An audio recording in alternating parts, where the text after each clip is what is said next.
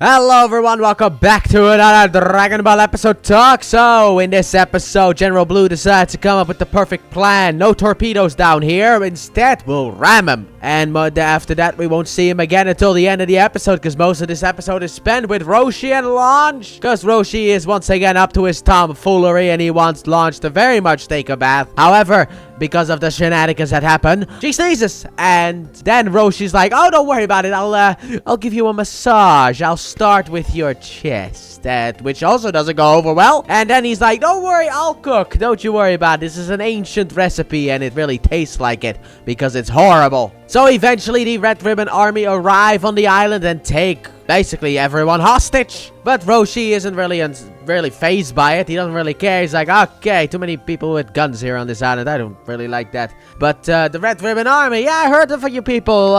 Then he starts just naming insults, just left and right, insulting everyone. Even calling the guy fat, who I guess he is kind of based on the horrible lad of the World War II era. And that's all I'll say, because I don't actually know how YouTube likes it when you actually use the word, so I'm not gonna do it. But yeah, he basically reminds me of him. He also has a whip that he keeps cracking on the floor, and Roshi keeps dodging, but eventually Roshi is just done with it, and he gives that one final fat joke, and then the fight happens. So Roshi basically takes everyone out. However, one soldier still has a hold of Launch, so after the rest of the squad has basically been taken out, the soldier's like, I'll kill her.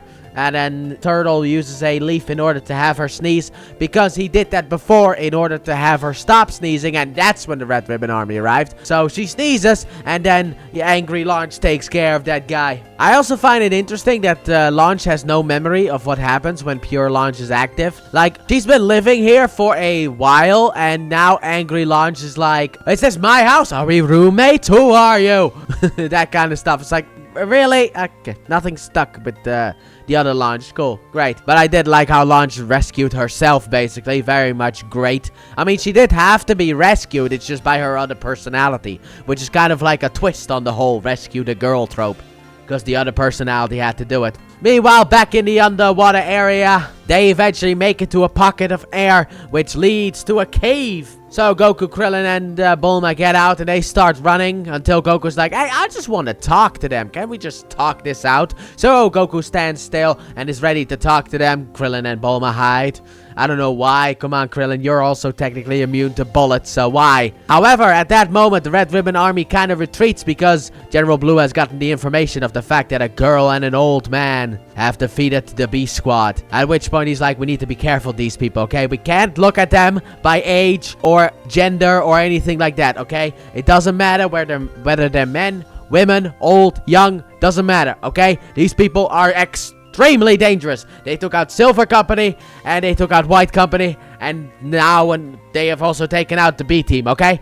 We need to be careful of these people. However, as Goku, Bulma, and Krillin continue on, Goku eventually finds a light switch, so he turns on the lights, and then he plays a little bit of a prank with a skull of a dead pirate, so that's fun. However, this does confirm that this is where the pirate's treasure is. So they all get happy. One of the soldiers has actually followed them, and he reports back with the fact that the treasure is here. And yeah, I guess we'll be dealing with that with the next episode, because that's basically where the episode ends. And overall, I thought it was a fun episode. I'm very much a fan of giving Launch a bit more screen time, and I also like the fact of Launch being angry and just, you know, rescuing herself, and the whole fun between Roshi and Launch. I thought that was very entertaining. Also, this is why you don't haste things, okay? You have to take your time, okay, Roshi? Look, if you would have waited after the dinner, she would have taken a bath and nothing would have happened. But because you rushed her, you grabbed the pepper and released some, which made her sneeze. You see, this is what happens when you rush things. You gotta treat this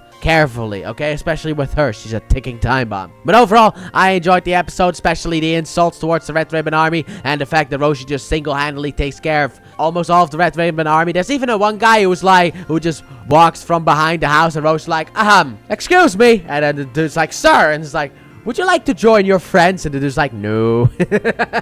This was a very fun episode, and I'm excited to see where we go next. So let me know your thoughts in the comment section down below about this episode. And with that being said, thank you all so very much for watching, and I do hope you guys have enjoyed.